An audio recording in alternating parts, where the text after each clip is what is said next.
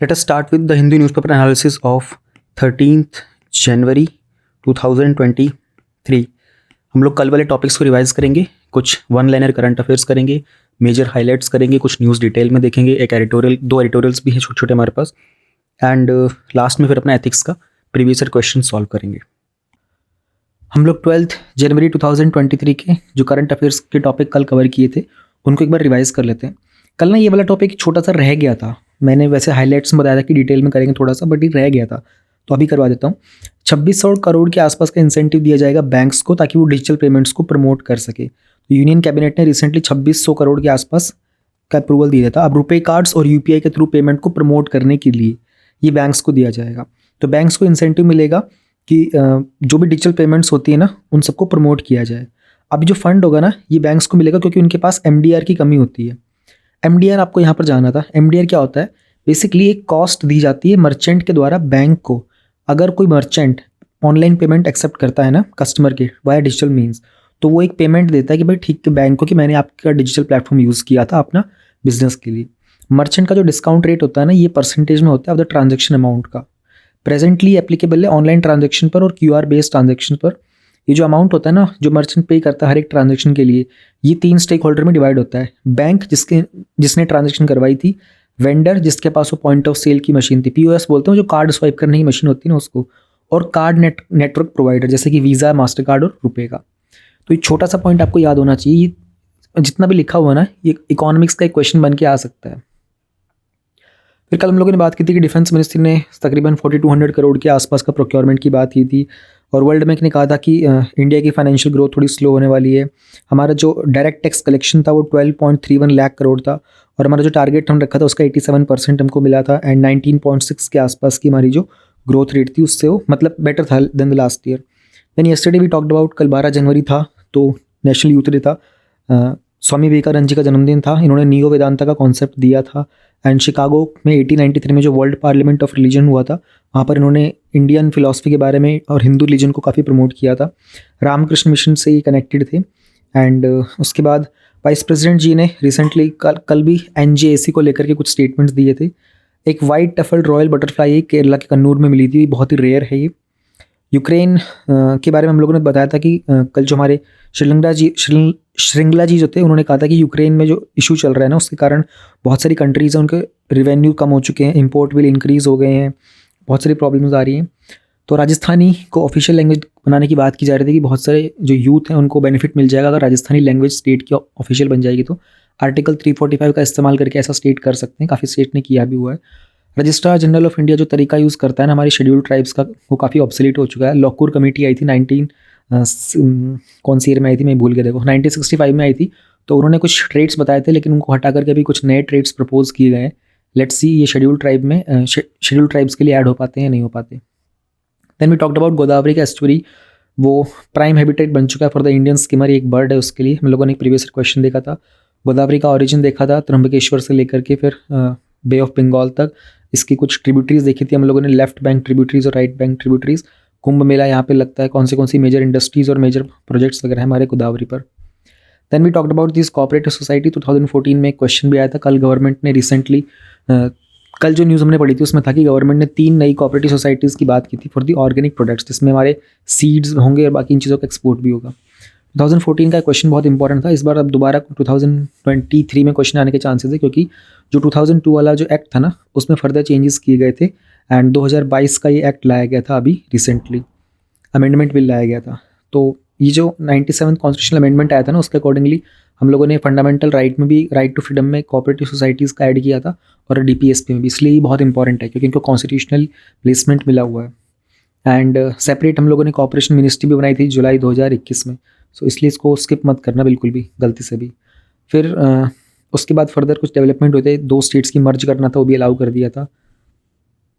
फिर हम लोगों ने कल बात की थी पार्लियामेंट्री सेशंस को लेकर के। हमारे जो स्पीकर हैं ओम बिरला जी और हमारे जो चेयरमैन है राज्यसभा के जयदीप धनखड़ जी, इन्होंने इस बारे में बात की थी कि जो बाकी स्टेट असेंबलीज़ के प्रिसाइडिंग ऑफिसर्स हैं उनकी भी रिक्वेस्ट रही है कि हमारे कंट्री के अंदर पार्लियामेंट के और असेंबली के सेशंस के ना कुछ डेज फिक्स किए जाने चाहिए, कि अगर हम लोग 60 के आसपास डेज फिक्स कर देंगे तो बेहतर होगा।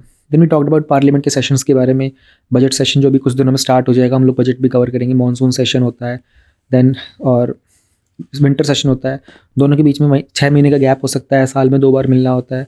एडजर्नमेंट, प्रोरोगेशन, कोरम के बारे में बात की थी, कोरम 1/10 होता है। Then we talked about this beginning of India's cultural renaissance, ये एडिटोरियल था पीयूष गोयल जी के द्वारा, जो कि हमारे मिनिस्टर ऑफ कॉमर्स हैं। तो काशी तमिल संगम हुआ था 1 महीने के आसपास तक का, इसमें हम लोगों ने काफ़ी कुछ बात की थी। काशी से लेकर तमिल के बीच में जो भी हमारा एक एंशिएंट रूट रहा था, वहाँ पर बहुत सारी नॉलेज, आर्ट एंड कल्चर को एक्सचेंज किया गया था, बहुत सारे लिटरेचर को। तो रिसेंटली एक सेलिब्रेशन हुआ था हमारा, जो काशी विश्वनाथ टेम्पल का जो नया कॉरिडोर बनाया गया था with the help of modern technologies, वहाँ पर एक संगम किया गया था 1 महीने के आसपास का। बहुत सारी एग्जीबिशन टाइप थी, नॉलेज, आर्ट एंड कल्चर को शेयर करने का। देन टेक्सटाइल के मामले में गवर्नमेंट का विजन है कि 2030 तक हम लोग $100 बिलियन का अपना एक्सपोर्ट करना चाहते हैं, और इंडिया का जो टेक्सटाइल का मार्केट है उसमें हम लोग ऐसा एक्सपेक्ट कर रहे हैं कि इसकी जो कंपाउंड एनुअल ग्रोथ रेट होने वाली है वो उसके अकॉर्डिंगली हम लोग 2047 तक $2 ट्रिलियन के आसपास की इसका मार्केट की वैल्यू कर देंगे। और मोदी जी का एक 5A फॉर्मूला है, फार्म, ये मैंने कल नहीं बताया था, ये कल शायद स्किप हो गया था, जस्ट अ सेकेंड क्लियर करना था एक बात थोड़ा सा, हाँ कल ये स्किप हो गया था। 5A formula, farm, fibre, fabric, fashion and foreign. अब देखो एक्सपोर्ट वाले टॉपिक होंगे ना इकॉनमी के, उसमें ये आप यूज़ करना मोदी जी का 5F फॉर्मूला, ग्रोथ को एक्सेलरेट करने के लिए होता है। So it's very very important. फिर गवर्नमेंट का ONDC और ई मार्केट प्लेस के बारे में बात की थी। 1 डिस्ट्रिक्ट 1 प्रोडक्ट को लेकर के मोदी जी जहाँ भी जा रहे होते हैं ना वर्ल्ड लीडर से, तो इस तरह के प्रोडक्ट्स को प्रमोट करते हैं। तो रिसेंटली ये भी हुआ था कि हमारे जो टॉय फैक्ट्री है ना, उसको भी, लोकल इंडस्ट्रीज़ को भी प्रमोट करने की बात की गई थी। फिर हम लोगों ने बात की थी RBI ने अपने कुछ लोकर मैनेजमेंट के रूल्स वगैरह को चेंज किया था। उन्होंने कहा था कि अब एक अमिताभ दास गुप्ता जी का केस हुआ था, काफ़ी पुराना केस है, 1993 का, ऑलमोस्ट 30 साल पुराना केस है। तो सुप्रीम कोर्ट ने कुछ कहा कि RBI को, भाई आप कुछ लॉकर के रूल्स वगैरह चेंज करो। एंड तो अभी ऐसा हो गया कि जब आप लॉकर वगैरह में अपना सामान रखवाओगे बैंक के अंदर, तो आपको 3 साल की पेमेंट करनी पड़ेगी, और आप इलेक्ट्रॉनिक में रखवाओगे तो बैंक आपको पासवर्ड रीसेट करने की फैसिलिटीज़ देगा। कुछ माइन्यूट से चेंजेस थे, मतलब मेरी नज़र में माइन्यूट थे, वैसे बहुत बड़े थे। Barking of the wrong tree, election commission का जो रिमोट वोटिंग मशीन की बात की जा रही थी ना, उसको लेकर के सुभाषिष बनर्जी जी ने सवाल उठाए थे कि आप कैसे फिगर आउट करोगे, लिस्ट में से एक्सक्लूजन कैसे करोगे, वहाँ पर कौन व्यक्ति होगा जो उसको दूसरे स्टेट में, जब माइग्रेशन के कारण जब आप रिमोट वोटिंग मशीन लगाओगे तो वहाँ पर चेक कौन करेगा, ऑफिशियल्स कौन होंगे, है ना।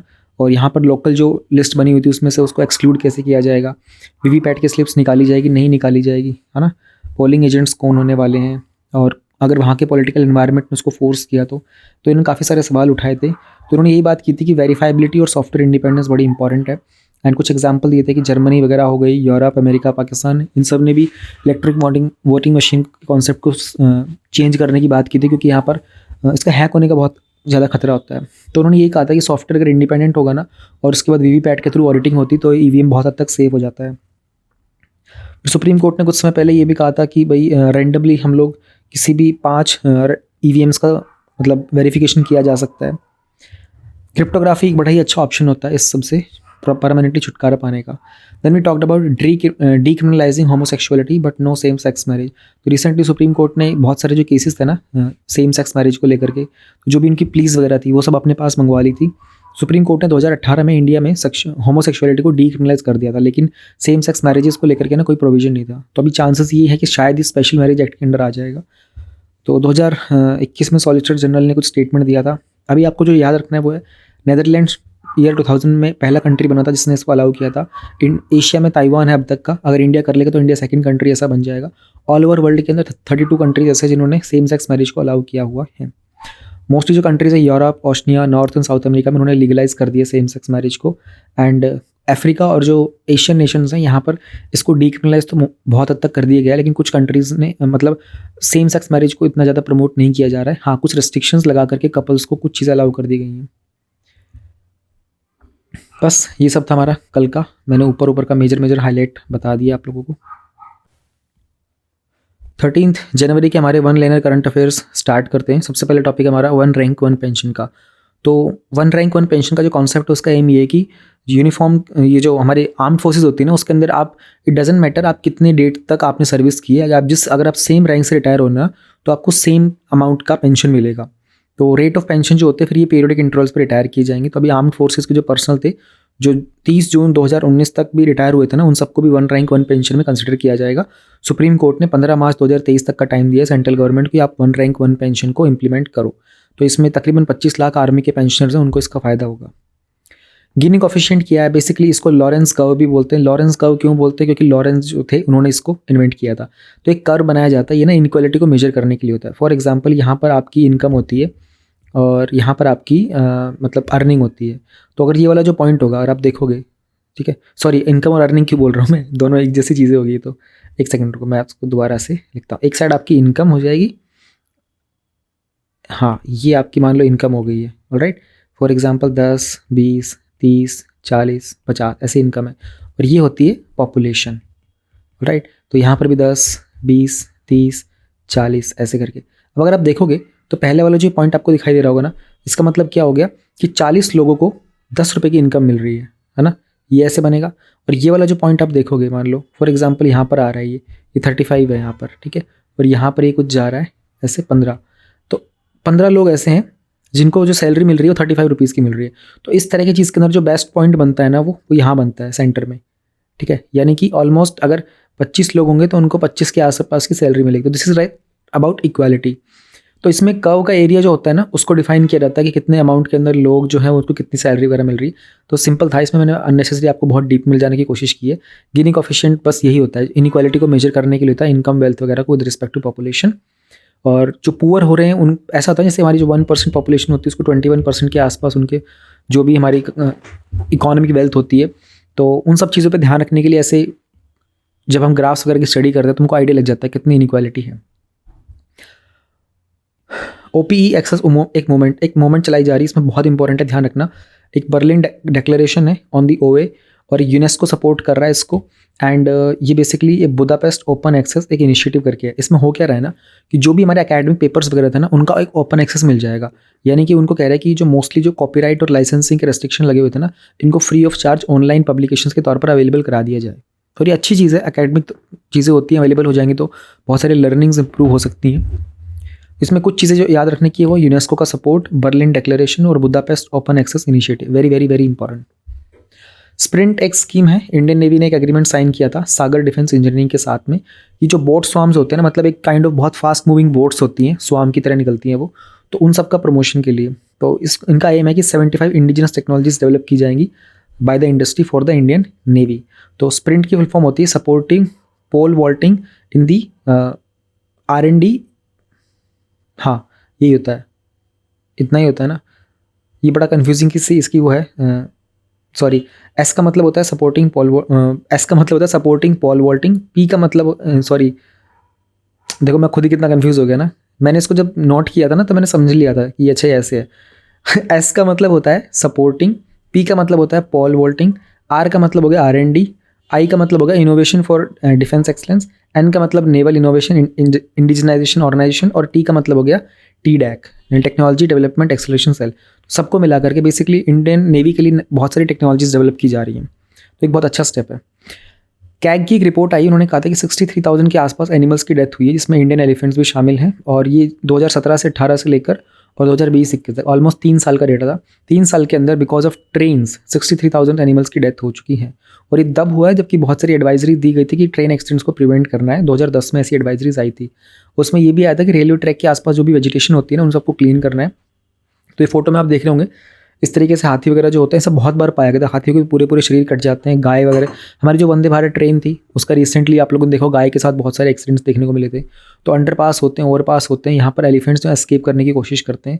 हालांकि साइन बोर्ड्स भी लगाए जाते हैं बट इनको कोई फ़ायदा नहीं हो रहा। तो सेंसिटाइजेशन प्रोग्राम चलाए जा सकते हैं एंड गार्ड वगैरह को सेटअप किया जा सकता है, स्टेशन मास्टर को भी, ताकि इन लोगों को इनको जानवरों को ट्रैक से दूर रखा जाए। होता क्या ना कि लोग ना ट्रेन में ट्रैवल करते हो ना खाना वाना फेंक देते हैं आसपास, तो ये हाथी वगैरह जानवर उनके आसपास आ जाते हैं, उनको पता नहीं चलता। अभी इनको तो बेचारों को सेंस होती नहीं ना, तो ये ट्रैक पे आ जाते हैं और ट्रेन इतनी फास्ट आती है इनको समझ भी नहीं आता जाना कहाँ होता है। तो ये चीज़ें हैं। हवाई का किलावुवे वोल्केनो जो है ना वो रिसेंटली दोबारा एरप्ट हो गया है और ये काफ़ी एक्टिव शील्ड है। कहते हैं कि हवाई के अंदर ना वोल्केनोज जो है ना ऑलमोस्ट 51% बनाते हैं। तो इसका मैग्मा काफ़ी सारा जो लो विस्कोसिटी का था और लेस स्टीप एरिया था हवाई आइलैंड का, तो वहाँ से फ्लो करा था। ये कुछ फोटोज़ हैं, अब देखोगे तो बहुत डेंजरस साइज सीन बनता है यहाँ पर इसका। देखोगे घर कितने छोटे छोटे लग रहे हैं।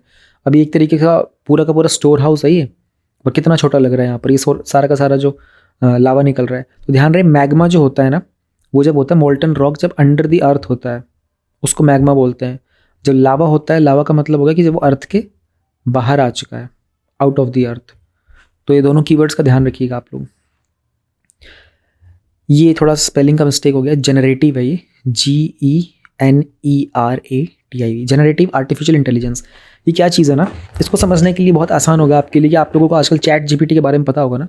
तो नहीं पता ना, तो अभी जाओ गूगल के ऊपर और ओपन AI का है, या फिर डायरेक्ट गूगल पे लिखो चैट GPT।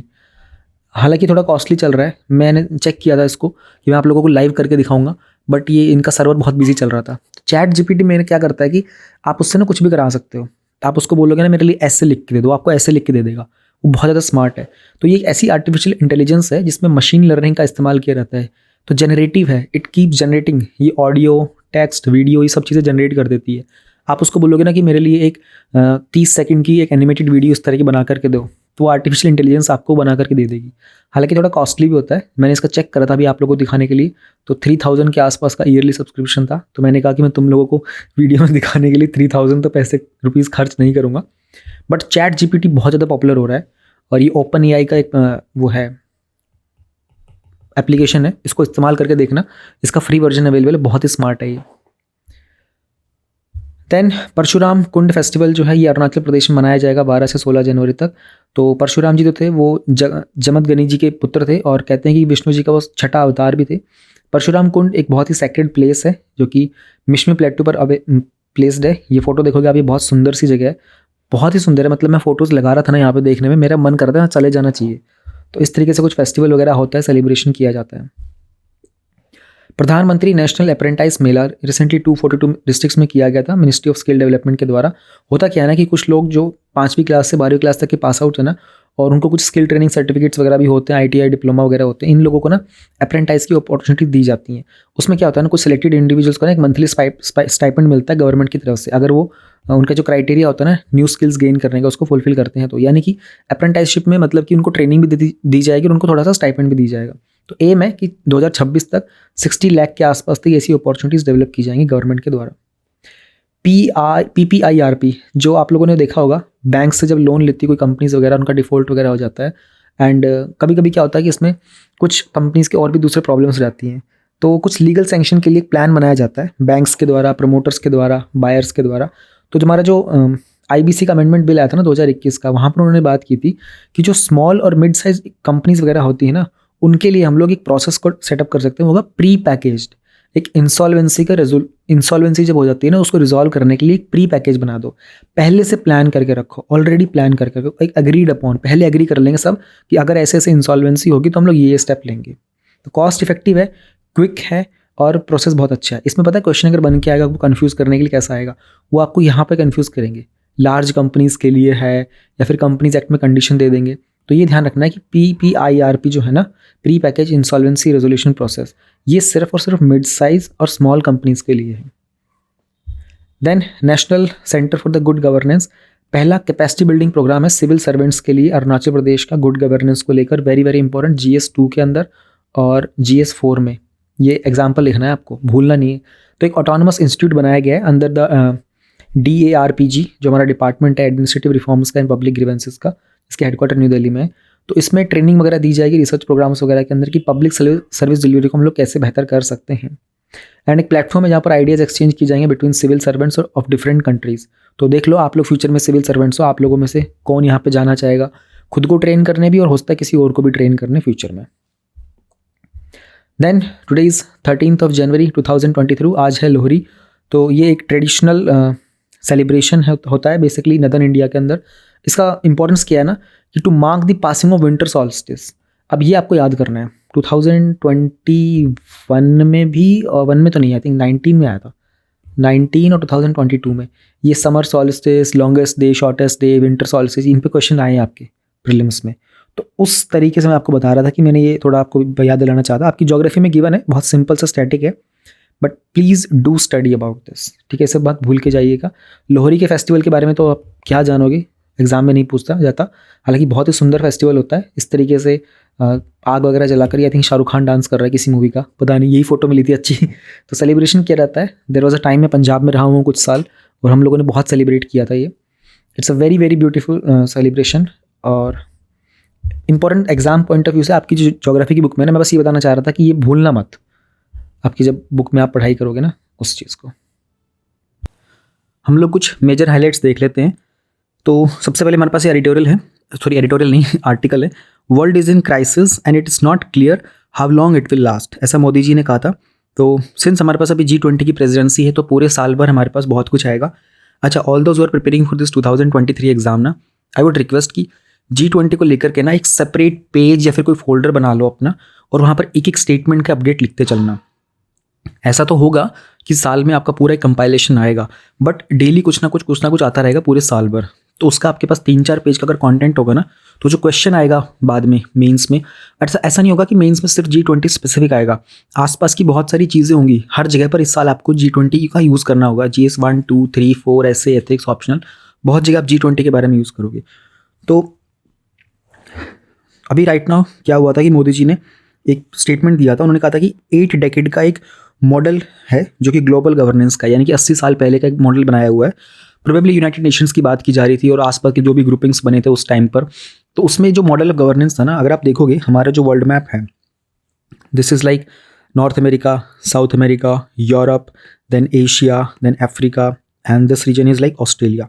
तो थोड़ा बहुत जहाँ से ये इक्वेटर पास करता है ना, अगर आप देखोगे मोस्टली जो डेवलप्ड कंट्रीज़ है ना, वो इक्वेटर के नदर्न हेमिस्फीयर में फॉल करती हैं, एंड सदर्न हेमिस्फीयर की साइड हमारे डेवलपिंग या फिर जो अंडर डेवलप्ड कंट्रीज़ है वो फॉल करती हैं। तो अभी तक का जो मॉडल ऑफ गवर्नेंस रहा था, and not just the model of governance, अगर आप देखोगे भी ना, बहुत सारे जो भी डेवलप्ड हमारे ग्रुपिंग्स वगैरह है ना, उनमें जो डोमिनेंस है ना वो नदर्न कंट्रीज़ का है, जो नदर्न हेमिस्फीयर में कंट्रीज़ हैं। Russia is there, China is there, Europe के मोस्टली नेशंस यहाँ पर है, अमेरिका भी यहाँ पर है। एंड अगर आप देखोगे नीचे की तरफ तो like how many countries do you even know, south America की कितनी कंट्रीज़ के नाम भी आपको याद है, अफ्रीका के कितने कंट्रीज़ के नाम याद है। यहाँ पर हमारे पास साउथ एशिया रहता है, यहाँ पर यू नो अबाउट इंडिया है ना, सम पार्ट्स ऑफ इंडोनेशिया, लेकिन आपको मेजर कुछ ग्रुपिंग के में इनका पार्टिसिपेशन नहीं पता। इवन मिडल ईस्ट के अंदर भी हमारा जो GCC हो गया, ओपेक वगैरह हो गया, इनके बारे में खास नहीं पता है। ऑस्ट्रेलिया का तो आपको कुछ खास रोल पता ही नहीं होगा। अभी क्वाड में ऑस्ट्रेलिया का बहुत इंपॉर्टेंट रोल देखने को मिला था। तो this is what something has been happening. कहा यह जा रहा है कि जितने भी अभी तक के ग्लोबल चैलेंजेस आए थे ना, ये ग्लोबल साउथ के द्वारा तो क्रिएट किए ही नहीं गए थे।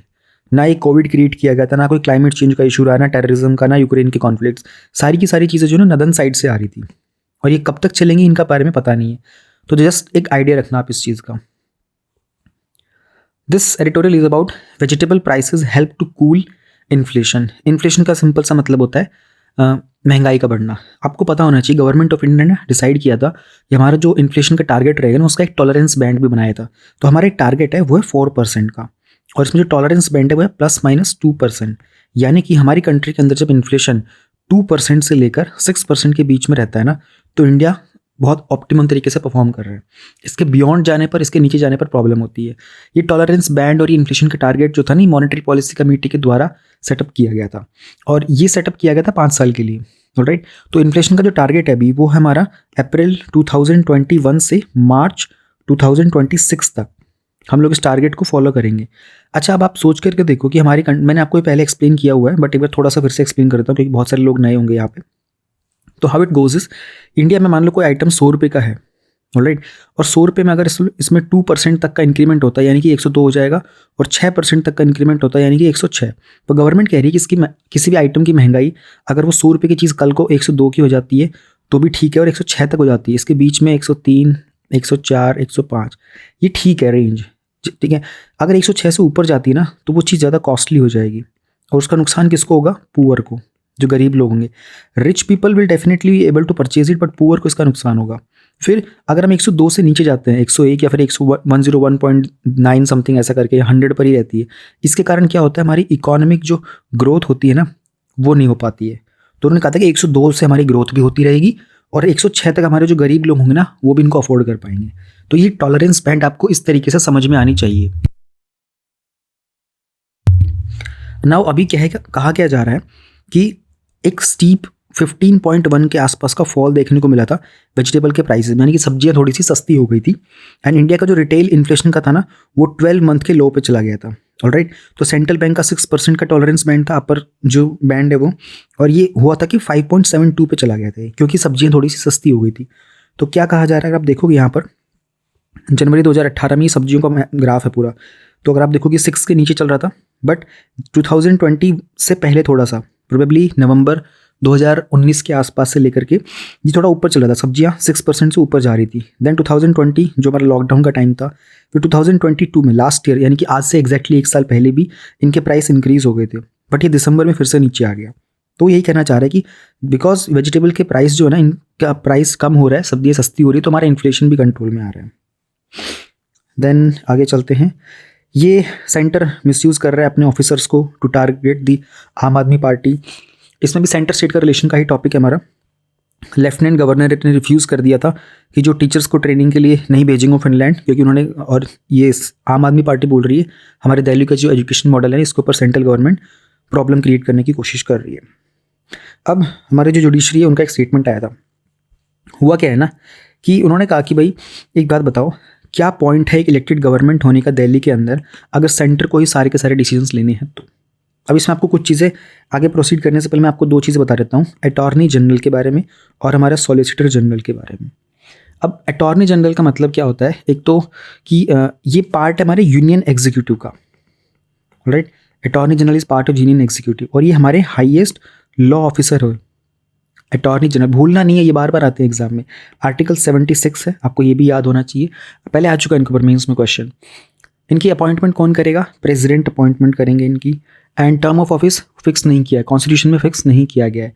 कौन व्यक्ति होना चाहिए, सिंस ये लॉ का पर्सन होगा ना, तो जाहिर सी बात है इस पर्सन की जो क्वालिफिकेशन होगी, ये एटलीस्ट सुप्रीम कोर्ट का जज इलेक्ट किया जाना चाहिए, इतनी तक क्वालिफिकेशन होनी चाहिए। फिर बेसिकली इनका काम क्या होता है, इनका काम होता है ये एडवाइस करेंगे सेंट्रल गवर्नमेंट को लीगल मैटर्स में, है ना। फिर सेंट्रल गवर्नमेंट की तरफ से कोई भी लीगल कैरेक्टर का कोई ड्यूटीज़ होंगी ना परफॉर्म करना, वो भी करेंगे। एंड इनके पास कुछ चीज़ें होती हैं, बेसिकली अटॉर्नी जनरल जो होता है ना, ये पार्लियामेंट की प्रोसीडिंग्स में पार्टिसिपेट कर सकते हैं, ऑलराइट। एंड या फिर कोई जॉइंट सिटिंग होती है पार्लियामेंट की, या फिर कोई कमेटी में भी, तो ध्यान रखना है आपको, जॉइंट सिटिंग आर्टिकल 108 के अंदर आता है। पार्लियामेंट की कमेटीज़ में भी ये बैठ सकते हैं, राइट। लेकिन किसी भी चीज़ में वोट नहीं कर सकते। क्यों नहीं कर सकते, क्योंकि हाउस के मेंबर नहीं है। वोट कौन कौन कर सकता है, जो हाउस के मेंबर कर सकते हैं। वाइस प्रेसिडेंट जो है हमारे, who is the x official chairman, तो हमारे वाइस प्रेसिडेंट में किसी भी हाउस की प्रोसीडिंग में वोट नहीं कर सकते, प्रोसीडिंग्स में पार्टिसिपेट करेंगे, क्योंकि vice president is never the member of the house, यानी कि राज्यसभा के चेयरमैन हमारे हाउस के मेंबर नहीं है। बट स्पीकर ऑफ लोकसभा, उनको वोटिंग का राइट मिलता है। क्यों मिलता है, क्योंकि वो हाउस के मेंबर हैं। अगेन प्रेसिडेंट के बारे में पता होना चाहिए आपको, प्रेसिडेंट क्या वोट कर सकते हैं कहीं पर, नहीं कर सकते, क्योंकि president is integral part of parliament, but president is not member of parliament. So this word member ना, ये बहुत ज़रूरी है। जो मेंबर होते हैं ना, वोटिंग राइट्स सिर्फ उन्हीं के पास होते हैं। बाकी जो भी हैं, प्रेसिडेंट हो गया, अटॉर्नी जनरल हो गया, they can become part of the proceedings, that much is allowed. ये कुछ एडिशनल मतलब बातें हैं जिनके ऊपर सवाल आपके आते रहते हैं। अब सिंस हमारे जो अटॉर्नी जनरल होते हैं ना, उनको बहुत सारा काम होता है, उनको बहुत सारे प्रिविलेजेस भी मिलते हैं, उनको बहुत सारी इम्यूनिटीज़ भी मिलती हैं, ऑलराइट, जो कि हमारे मेंबर ऑफ पार्लियामेंट को मिलती हैं। प्लस में इंपॉर्टेंट यहाँ याद रखना है, यहाँ पर he is not part of the government services, very very crucial, alright. और इनको किसी प्राइवेट लीगल प्रैक्टिस से डिबार भी नहीं किया जाता। हालांकि जब भी इनको कोई ऐसा करना होगा ना प्राइवेट प्रैक्टिस से, तो उनको गवर्नमेंट ऑफ इंडिया को इन्फॉर्म करना होगा। तो यहाँ तो अटॉर्नी जनरल हो गया है। अब हमें ये समझना पड़ेगा ये सॉलिसिटर जनरल कौन होता है, जो यहाँ पर आ रहा है ना। आप देखो कि सॉलिसिटर जनरल तुषार मेहता, ये नाम आप कई बार सुनोगे, 2-3 दिन पहले भी हम लोगों ने ये नाम सुना था। तो solicitor general of India and additional solicitor general of India, ये असिस्ट करते हैं हमारे अटॉर्नी जनरल को, किस चीज़ में, उनकी ऑफिशियल रिस्पॉन्सिबिलिटीज़ को फुलफिल करने में। और सेम चीज़ को, जैसे अटॉर्नी जनरल होता है सेंटर पर, वैसे ही स्टेट लेवल के ऊपर जो होता है उन्हें हम बोलते हैं एडवोकेट जनरल। एडवोकेट जनरल वो आता है हमारे आर्टिकल 165 के अंदर। क्विकली रिवाइज कर दें, आर्टिकल 76 अटॉर्नी जनरल, उनके सबऑर्डिनेट्स होते हैं सॉलिसिटर जनरल और एडिशनल सॉलिसिटर जनरल, और स्टेट लेवल के ऊपर होता है हमारा एडवोकेट जनरल, जो आता है आर्टिकल 165 के अंदर। अब सेंट्रल गवर्नमेंट से जब जुडिशरी ने बात पूछी कि भाई एक बात बताओ, ये सेंट्रल गवर्नमेंट क्यों बार बार दिल्ली के जो इलेक्टेड गवर्नमेंट है उसके काम में टांग अड़ा होती है, तो सेंटर की तरफ से सॉलिसिटर जनरल ने कहा कि देखिए, सेंटर ने रिटेन किया हुआ administrative control over the bureaucrats, but जो फंक्शनल कंट्रोल होता है ना, ये दिया होता है जो भी मिनिस्टर इंचार्ज होता है उस रेस्पेक्टिव डिपार्टमेंट में जहाँ पर वो सिविल सर्वेंट्स काम कर रहा है। एक्चुअली क्या हुआ है ना, दिल्ली गवर्नमेंट का ये क्लेम आया है कि हमारे यहाँ पर जो ब्यूरोक्रेट्स काम कर रहे होते हैं ना, अब ब्यूरोक्रेट्स हैं तो सेंट्रल गवर्नमेंट के साथ, है ना, और मिनिस्ट्री ऑफ पर्सनल ट्रेनिंग के साथ तो कनेक्शन रहेगा ही। तो उन्होंने कहा कि सेंट्रल गवर्नमेंट इसमें प्रॉब्लम क्रिएट करती है, इन ब्यूरोक्रेट्स के थ्रू हमारे काम में रुकावट डालती है। ऑलराइट, फिर उन्होंने ये भी कहा था हमारे सॉलिसिटर जनरल ने कि जो यूनियन टेरिटरीज हैं, अब Delhi is a union territory right, national capital territory है दिल्ली, एनसीटी। तो उन्होंने कहा कि यूनियन टेरिटरीज ना ये एक्सटेंशंस होती हैं यूनियन की ही, और ये बाय डेफिनेशन तो ये यूनियन की एक्सटेंशंस होती हैं। जो पर्पज़ था ना कि हम लोग किसी भी पर्टिकुलर जोग्राफिकल एरिया को एक यूनियन टेरिटरी की तरह डिमार्केट कर देंगे, उससे ही पता चलता है कि यूनियन जो है ना खुद इसको एडमिनिस्टर करना चाहता है थ्रू दी ऑफिसर्स। हेंस जो भी यूनियन टेरिटरीज है ना, they are administered by the central services only. फिर हमारे जो चीफ जस्टिस ऑफ इंडिया, उन्होंने कहा कि भाई साहब एक बात बताओ, क्या पॉइंट है एक इलेक्टेड गवर्नमेंट का होने का अगर जो एडमिनिस्ट्रेशन होगा वो by the back and call of the union government होगा। बैक एंड कॉल मतलब होता है वही आदेश करो काम हो जाना चाहिए। अगर यूनियन गवर्नमेंट के आदेश पर ही सारा काम हो रहा है तो क्या पॉइंट है एक इलेक्टेड गवर्नमेंट होने का। अब आपको लोगों को मैं बता देता हूँ, 2021 के अंदर जो GNCTD समथिंग करके एक बिल आया था, उसको लेकर के मेंस में क्वेश्चन आया था आपका। ये सवाल आते जाते रहते हैं, इनको बहुत इंपॉर्टेंट है टॉपिक्स, आपको ध्यान में रखना। जुडिशरी देख लो, हर दिन न्यूज़पेपर में होता है। जब डोनाल्ड ट्रंप था ना प्रेसिडेंट ऑफ अमेरिका, तो वो एक ऐसा व्यक्ति था जो हर दिन न्यूज़पेपर में रहता था। बट यहाँ पर देखोगे आप तो जुडिशरी इंडिया के अंदर, चाहे डोनाल्ड ट्रंप है या नहीं, पर जुडिशरी का कुछ ना कुछ न्यूज़पेपर में हर दिन होता है, तो मिस नहीं करना चाहिए। देन मूविंग अहेड, ये एक है the folk bore witness on the night when the year turn people something. तो दिल्ली के अंदर विद रिस्पेक्ट टू फॉग को लेकर के काफ़ी कुछ बताया गया है। आपको दिल्ली में रहने वाला हो तो बेशक इसको पढ़ लेना, क्योंकि इंटरव्यू के अंदर आपको हैंडल करने में आसान होगा अदरवाइज। बट इसमें क्या है कि इस बार एक क्वेश्चन आया था आपके GS3 में फोटोकेमिकल स्मोक को लेकर के, और उसमें एक गॉथनबर्ग प्रोटोकॉल के बारे में पूछा गया था 1999 के। हालांकि वो क्वेश्चन किसी भी मैगजीन वगैरह में कवर नहीं किया गया था और मोस्टली न्यूज़पेपर में भी नहीं था। गॉथनबर्ग प्रोटोकॉल के बारे में मोस्टली स्टूडेंट्स को नहीं पता था। कुछ सालों पहले 2018-19 के आसपास उसकी बात ज़रूर की जा रही थी। तो अब किसी को बहुत इन डेप्थ अंडरस्टैंडिंग होगी तो उसने उसको अटैम्प्ट किया होगा अच्छे से, बाकी कुछ ट्रिकी मेथड से गॉथनबर्ग प्रोटोकॉल के बारे में बात की गई होगी। Then moving ahead, entering a year of uncertainty, ये हम लोग कल कवर करेंगे। कैपिटल स्टेलमेंट, ये दिल्ली का ही है, एडिटोरियल इसको पढ़ने की ज़रूरत नहीं है बिल्कुल भी। बेंजामिन नेतन्याहू के लिए आगे का बम्पी रोड है, इसके लिए हमारे को कोई ज़रूरत नहीं। पेरू और इसराइल के बारे में डीप में है, हमको ज़रूरी नहीं यहाँ पे जाना। ये वाला भी हम लोग कल कवर करेंगे, क्योंकि वीडियो लंबी हो जाती है ना, तो कुछ एडिटोरियल्स में एक नेक्स्ट डे के लिए करता हूँ। बाकी ये वाला जो है ना, इसको स्किप भी कर सकते हो, क्योंकि बजट के ऊपर है। तो बजट तुम्हारा पूरा फरवरी पूरा बजट से भरा होगा न्यूज़पेपर का, तो मैं कहूँगा इस एडिटोरियल के ऊपर टाइम वेस्ट मत करो, ये कुछ काम का नहीं है।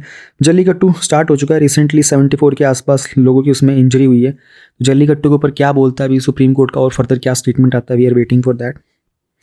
हाँ, मार्केट बोरोविंग्स जो है ना सेंटर और स्टेट गवर्नमेंट की, तो 14.8 लाख करोड़ रुपीज़ के आसपास ग्रॉस मार्केट की बोरोविंग्स हुई है सेंट्रल गवर्नमेंट की और स्टेट गवर्नमेंट की in the next financial year. ये ICRA की रेटिंग्स ने बताया था। ICRA की रेटिंग्स के ऊपर प्रीलिम्स 2022 में भी रिसेंटली क्वेश्चन आया था। मतलब रेटिंग एजेंसीज का होती, कौन कंट्रोल करता है, समथिंग था, उसमें ICRA का नाम था, if I am able to recall properly. Agency ने कहा कि सेंटर जो है ना वो एक्सपेक्ट कर रहा है कि for the year financial year 2024 जो फिस्कल डेफिसिट होगा ना वो हमारे GDP का 5.8% होगा, और बस इतना ही काफ़ी है। ये तो जब बजट में सारी चीज़ें आएंगी, इकोनॉमिक सर्वे और बजट में। Electric buses under the FAME two scheme to hit the streets, 7,000 के आसपास इलेक्ट्रिक बसेज हैं हमारी जो फेम स्कीम है। फेम के फुल फॉर्म है faster adoption and manufacturing of electric vehicles in India, इसका फेज़ 2 चल रहा है। तो ये सिटीज़ में आ जाएंगी इंडिया के अंदर बाय द नेक्स्ट ईयर, ये हमारी मिनिस्ट्री ऑफ हैवी इंडस्ट्रीज़ ने बताया था। तो जो भी इलेक्ट्रिक बसेज है स्कीम के अंदर, तो ओवर 3,000 के आसपास इलेक्ट्रिक बसेज ऑलरेडी रन कर रही हैं। इलेक्ट्रिक बसेज मुझे लगता है बहुत अच्छा तरीका है पॉल्यूशन को कंट्रोल करने का। एक तो पॉल्यूशन क्रिएट नहीं करेंगी, दूसरी बात एक्चुअली जितना भी हमारा पॉल्यूशन हो रहा है ना उसमें एमिशन जो होता है ना मोस्टली ट्रांसपोर्ट का निकलता है। ये आप लोगों के पास डेटा होना चाहिए लिखा हुआ, पॉल्यूशन में मैक्सिमम ट्रांसपोर्टेशन का कॉन्ट्रीब्यूशन होता है, फ्यूल के कारण जो एमिशन हो रहा होता है।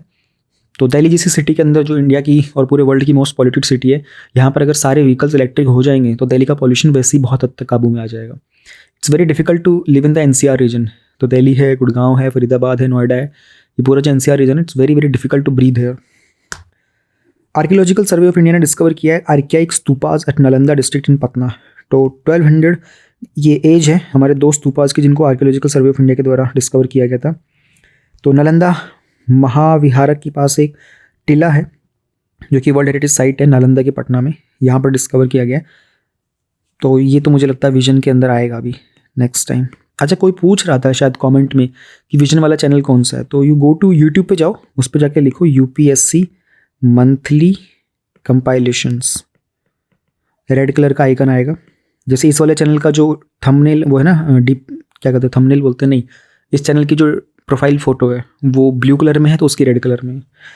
किसी ने सजेशन भी दिया था कि चैनल का नाम चेंज करो और वो चेंज करो, ये हम लोग कवर करेंगे। चैनल का नाम और ये लोगो चेंज करो, हाँ लोगो, तो देखते हैं फ्यूचर में सोचेंगे उसके बारे में। बीट इन द मूवीज़ और society, India has always cherished it's syncretic culture.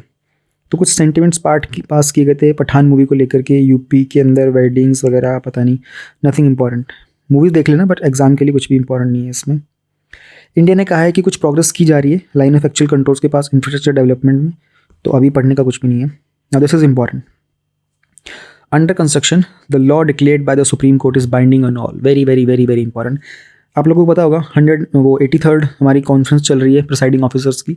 कल हम लोगों ने देखा था कि कैसे जो हमारे चेयरमैन ऑफ राज्यसभा हैं एंड जो हमारे स्पीकर ओम बिरला जी, इन सब लोगों ने एड्रेस किया था। तो उसमें जो कल बात बोली गई थी हमारे जगदीप जी के द्वारा, वाइस प्रेसिडेंट के द्वारा, उसको पब्लिक क्रिटिसिज्म देखने को मिला था। उन्होंने कहा था कि ये जो NJAC आया था, अच्छा किसी को नहीं पता हो तो क्या बताओ था कॉन्सेप्ट, हमारे यहाँ पर जजेस जो अपॉइंट किए जाते हैं ना, वो कॉलेजियम सिस्टम से अपॉइंट किए जाते हैं। यानी कि सुप्रीम कोर्ट का एक सिस्टम है, उसमें सुप्रीम कोर्ट के चीफ जस्टिस होते हैं, प्लस कुछ और जजेस होते हैं, डिपेंडिंग अपॉन सुप्रीम कोर्ट के लिए बनाया गया है, हाई कोर्ट के लिए। वही लोग उनकी अपॉइंटमेंट करते हैं, वही लोग उनकी ट्रांसफ़र करते हैं। अब इस बात को लेकर के ना पार्लियामेंट ने कहा था कि इसमें एग्जीक्यूटिव का कोई रोल ही नहीं है, आप लोग अपने आप डिसाइड कर रहे हो। तो हो सकता है इसमें नेपोटिज्म हो, फेवरेटिज्म चलता हो, तो हम लोग एक ऐसी बॉडी बनाना चाहते हैं, एक ऐसा कमीशन जो डिसाइड करेगा कौन जजेस होंगे। तो उसके लिए हमारा जो पार्लियामेंट था ना, उन्होंने नेशनल जुडिशियल अपॉइंटमेंट कमीशन बनाया था।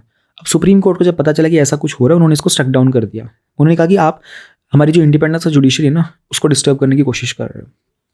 अब जो हमारे वाइस प्रेसिडेंट है वो बार बार कह रहे हैं कि नहीं, आपको एक कमीशन रखना चाहिए था, आप पार्लियामेंट की सॉवरेनिटी को हार्म कर रहे हो। आर्टिकल 144 हमारी कॉन्स्टिट्यूशन का मैंडेट करता है कि जो भी लॉ डिक्लेयर किया जाएगा सुप्रीम कोर्ट के द्वारा, वो बाइंडिंग होगा सभी कोर्ट्स के ऊपर, इवन सुप्रीम कोर्ट पे। You do not have to forget this. Supreme court के जितने भी आर्टिकल्स है लिख लो दीवार के ऊपर, पेपर पे लगा के, बहुत यूज़ करने पड़ेंगे, बहुत यूज़ करने पड़ेंगे। पार्लियामेंट फ्री है to bring a new law on the judicial appointments, possibly constitutional amendment के थ्रू, एंड वो भी जुडिशियल रिव्यू होगा। पॉइंट यही था ना, नेशनल जुडिशियल अपॉइंटमेंट कमीशन का जुडिशियल रिव्यू किया गया था। अब ये सारी की सारी चीज़ें हमारे बेसिक स्ट्रक्चर से निकल के आती है, जो कि हमारा केशवानंद भारती केस में आया था 1973 के अंदर। सुप्रीम कोर्ट बोला कि आप लोग पार्लियामेंट को बोल दिया कि आप कुछ भी अमेंड कर लो, फंडामेंटल राइट्स भी अमेंड कर लो, जो भी करना है, लेकिन जब फंडामेंटल राइट्स को अमेंड करोगे ना, तो उसमें बेसिक स्ट्रक्चर का ध्यान रखना। बेसिक स्ट्रक्चर को नहीं छेड़ना है। बेसिक स्ट्रक्चर मतलब क्या, सेक्युलरिज्म होना चाहिए, रिपब्लिक होना चाहिए, इंटीग्रिटी, यूनियन, सॉवरनिटी, है ना, फंडामेंट और डायरेक्टिव प्रिंसिपल्स का कॉन्सेप्ट को ध्यान में रखना है। बहुत सारी चीज़ें बताई गई थी, तो बेसिक स्ट्रक्चर को डिफाइन नहीं किया गया था। उन्होंने कहा था हम लोग विद टाइम इसको इंटरप्रेट करेंगे। अब यहीं पर यही सब बात की जा रही है गवर्नमेंट और कॉन्स्टिट्यूशन अथॉरिटीज़ को लेकर की, कि क्या ये कॉन्सेप्ट ज़रूरी है।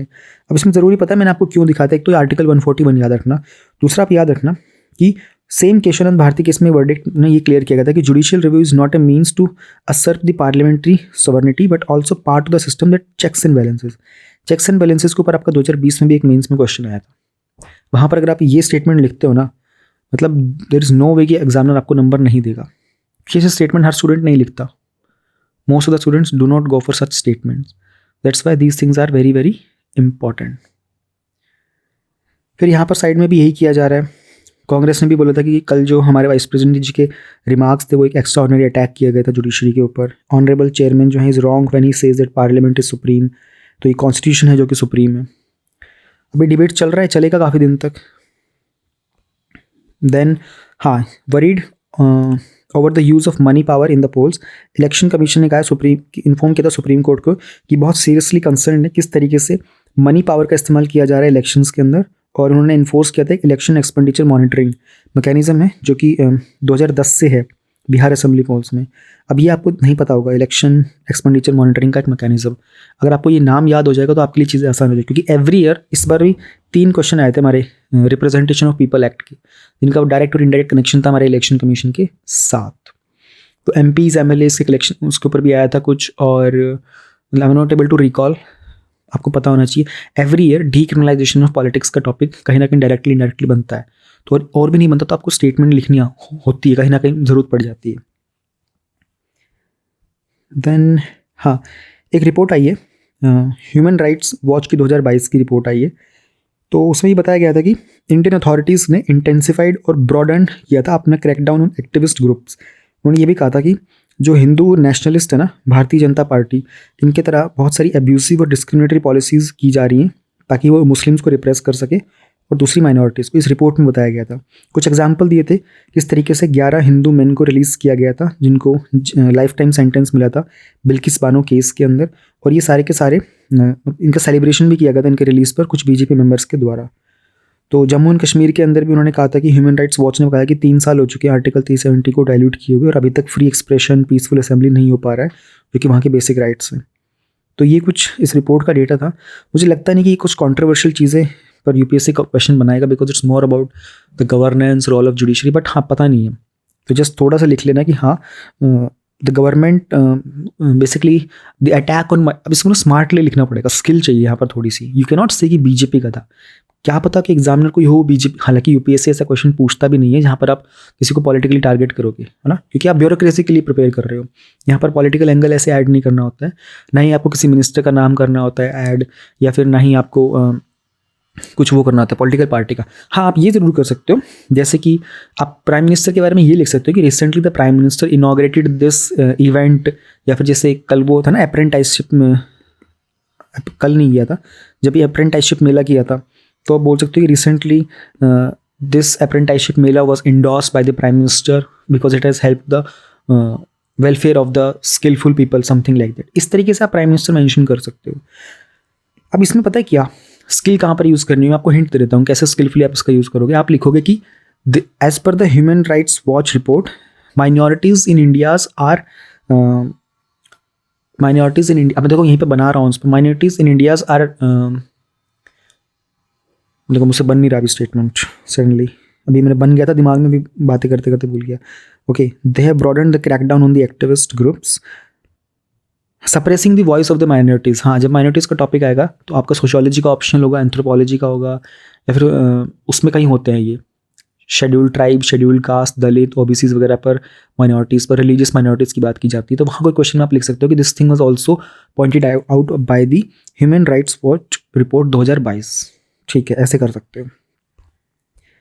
देन बस यही था हमारा, दैट्स इट, डन हो गया ये वाला पार्ट हमारा। हमारे पास ये छोटा सा एक क्वेश्चन है, a governor and a chief minister eight logger heads. Logger heads का मतलब होता है कि अन काइंड ऑफ डिसएग्रीमेंट, कॉन्फ्लिक्ट। तो क्या कारण था कि जो तमिलनाडु के गवर्नर थे RN Ravi, he walked out of the assembly. क्या ऐसे सिमिलर इंसिडेंट्स पहले हुए हैं? कॉन्स्टिट्यूशनली क्या पावर होती है गवर्नर की, और क्या इस चीज़ का कोई सॉल्यूशन हो सकता है? रिसेंटली हुआ क्या था, हम लोगों ने टॉपिक कवर भी किया था ना कि तमिलनाडु के जो गवर्नर थे, ही walked out of the assembly. थोड़ा सा ड्रामेटिक सीन हो गया था 9 जनवरी को। उनको एक स्पीच दी गई थी स्टेट कैबिनेट के द्वारा, उनके द्वारा उन्होंने उस स्पीच में से कुछ पार्ट स्किप कर दिया था, जिसको लेकर के उनके जो चीफ मिनिस्टर हैं MK स्टालिन जी, उन्होंने एक रेजोल्यूशन मूव किया था कि जो भी इन्होंने स्किप किया था स्पीच के अंदर उन सबको भी कवर किया जाए। इस बात को लेकर के जो गवर्नर थे ही walked out of the assembly. अब हमें कुछ यहाँ पर चीज़ें आपकी फैक्चुअल होंगी जो इंडियन पॉलिटिक है, जो आपको अभी याद भी करनी है, and along with remembering them you need to make sure कि आप उनको नोट डाउन कर लो, because there will be a question based on this in the coming exam. पहला है कि is the governor bound to follow the direction of the state government. तो article 154 हमारे कॉन्स्टिट्यूशन का कहता है एग्जीक्यूटिव पावर जो स्टेट की होती है ना, वो गवर्नर में ही होती है, एंड उसको एक्सरसाइज किया जाता है डायरेक्टली या फिर indirectly through the subordinate officers as per the constitution. However article 163 कहता है कि गवर्नर के पास जो भी फंक्शंस होते हैं ना, उनको एक्सरसाइज करने के लिए has to take the aid, यानी कि मदद और सलाह, advice of the council of ministers except for those function जिसके अंदर उनकी खुद की डिस्क्रिशन मतलब अपनी मन की मर्जी, बेसिकली उसमें आप किसी की गाइडेंस नहीं लेनी होती है। Then the 42nd constitutional amendment act 1976 में कुछ मिनिस्ट्रियल एडवाइस की गई थी, मतलब उसमें बताया गया था कि जो मिनिस्टर की एडवाइस होगी ना वो बाइंडिंग होगी ऑन द प्रेसिडेंट, लेकिन ऐसा कोई प्रोविजन गवर्नर के लिए नहीं बताया गया था। Now there are very important cases with connected to this situation जो आपको याद रखने होंगे, नोट डाउन करने होंगे। ऐसा मैं क्यों बोल रहा हूँ, अगर आप लोगों को पता होगा अभी रिसेंटली मेंस 2022 में GS2 का जो पेपर था ना, उसमें क्वेश्चन नंबर 1 था, वहाँ पर केसेस के ऊपर ही क्वेश्चन आया था कि एनवायरनमेंट स्पेसिफिकली जुडिशरी के कारण एनवायरनमेंट के जो लॉज थे वो किस तरीके से बने थे, जस्टिफाई करो इस चीज़ को with respect to some judgments. तो आपको चीज़ें नोट डाउन करनी होती हैं। नाउ 2016 में नबाम रेबिया जजमेंट आया था, वहाँ पर एक बेंच ने, सुप्रीम कोर्ट ने कहा था कि आर्टिकल 163 जो कॉन्स्टिट्यूशन का है ना, इससे गवर्नर को कोई जनरल डिस्क्रिशनरी पावर नहीं मिलती है टू एक्ट अगेंस्ट और without an advice of his council of ministers. Now this 2016 judgment is very very crucial. फिर Shamsher Singh and ANR versus Anwar, मतलब I don't know what this ANR is, versus state of Punjab का 1974 का भी कोई case था। वहाँ पर उन्होंने कहा था कि प्रेसिडेंट और गवर्नर जो है ना, इनकी जो फॉर्मल पावर्स होंगी वो होंगी as per the advice of their ministers other than कुछ एक्सेप्शनल सिचुएशंस में। ये छोटी छोटी चीज़ें आपको याद रखनी होंगी। अब कुछ ऐसे नॉन BJP के रूल्ड स्टेट्स भी हैं जहाँ पर गवर्नर ऑफिस के साथ उनके कुछ कोलिजन्स हुए थे। रिसेंटली हम लोगों ने टॉपिक कवर भी किया था कि आरिफ मोहम्मद जो कि गवर्नर है केरला के, वो चांसलर है एज अ स्टेट यूनिवर्सिटी, वहाँ पर 11 वाइस चांसलर को रिज़ाइन करने की बात की गई थी। एंड इसके अलावा तेलंगाना में भी जो गवर्नर थे उनका भी, वहाँ के जो गवर्नमेंट थी उनके साथ कुछ प्रॉब्लम चल रहा था। महाराष्ट्र के अंदर भी जो महाविकास अघाड़ी की जो कॉलिशन वगैरह था उन सब का भी चल रहा था। तो ये 2-3 एग्जाम्पल्स भी हैं, आप इनको भी नोट डाउन कर सकते हो चाहो तो, बट ये ज़रूर कर लेना, इसको मिस मत करना। ये आर्टिकल 163, दैन आर्टिकल 154, 2016 का जजमेंट, 1974 का जजमेंट, इवन ये 4 भी अगर आपके पास होते हैं ना, फिर 42nd कॉन्स्टिट्यूशनल अमेंडमेंट एक्ट तो आपको पूरा पता ही होना चाहिए।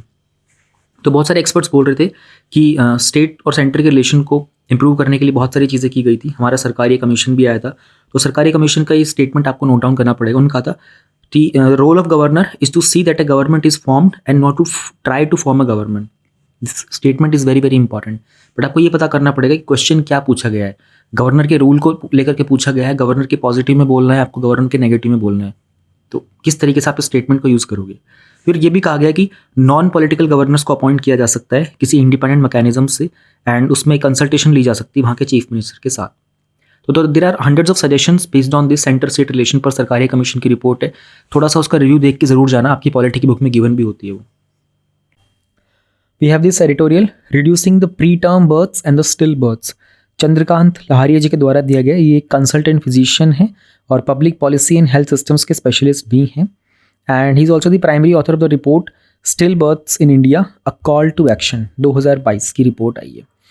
कुछ बहुत सारा डेटा है इसमें एक्चुअल में, और ये आप लोग देखोगे तो GS2 में आपका जो सोशल इश्यूज़ वाला टॉपिक होता है ना, सोशल जस्टिस वाला, वहाँ पर इसकी रेलेवेंस काफ़ी है। एंड इसके अलावा फिर आप इसको कनेक्ट कहाँ कहाँ कर सकते हो वो आपकी स्किल के ऊपर और आपकी लेवल ऑफ प्रिपरेशन पर डिपेंड करेगा। स्टार्टिंग एक कोट से की गई थी। Nelson Mandela had said that there can be no keener revolution of a society's soul than the way in which it treats its children. बहुत अच्छी चीज़ है। इवन आपका भी कोई टॉपिक अगर आता है, even if it comes in the essay और इवन GS में भी कोई टॉपिक आता है, you can definitely put up this quote, starting कर सकते हो। तो 2 रिपोर्ट्स आई हैं। एक तो रिपोर्ट है चाइल्ड मोर्टेलिटी को लेकर, levels and the trends in the child mortality, और जो सेकंड जो रिपोर्ट आई थी वो उसका नाम कहाँ पर दिया गया था, यहीं कहीं दिया गया था, नेवर फॉरगॉटन। ये भी UNIGME के द्वारा दी गई है। तो UNIGME बेसिकली यूनाइटेड नेशन का एक इंटर एजेंसी ग्रुप है फॉर चाइल्ड मोर्टेलिटी एस्टिमेशन के लिए। एक बहुत ही मेजर डेटा इन्होंने बताया कि ग्लोबली यानी कि पूरे वर्ल्ड में 5 मिलियन मतलब 50 लाख बच्चे, children they died before their 5th birthday, यानी कि 5 साल की उम्र से पहले पूरी वर्ल्ड के अंदर 2021 में, सिर्फ 2021 के अंदर 365 दिन में 50 लाख बच्चों की डेथ हो चुकी थी। ये डेटा बहुत ज़्यादा नहीं है। मतलब कोविड के कारण भी आप लोगों को पता है कोविड में कितनी डेथ हुई है अभी तक? 6 लाख नहीं, 6 लाख नहीं हुई है, कितनी हुई है? 6 लाख, हाँ 6 लाख के आसपास डेथ हुई है कोविड में अभी तक total all over the world. और यहाँ पर हर साल बच्चे मर जाते हैं इस चीज़ के कारण।